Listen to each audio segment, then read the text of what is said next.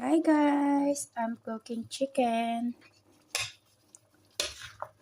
Native chicken dito sa Hong Kong.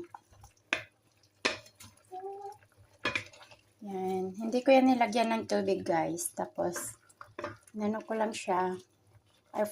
In-fry ko lang siya sa ginger, sa garlic, saka sa onion. Tapos, nilagyan ko siya ng paminta at asin. And bay leaf.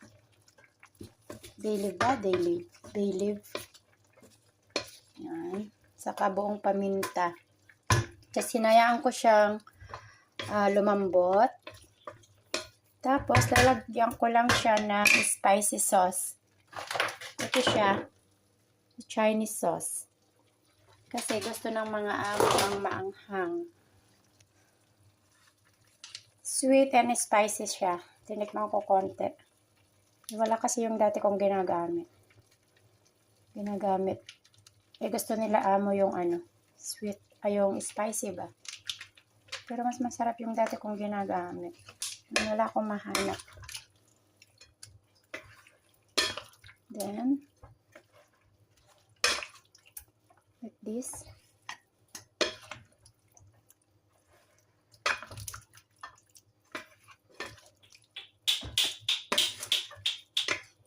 Karoon siya ng sabaw. Tapos, lulutuin ko lang siya hanggang sa mawala yung tubig. Para dry siya.